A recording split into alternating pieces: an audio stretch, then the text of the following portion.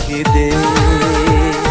ನಿನ್ನಿಂದಲೇ ನಿನ್ನಿಂದಲೇ ಮನಸ್ಸಿಂದು ಕುಣಿದಾಡಿದೆ.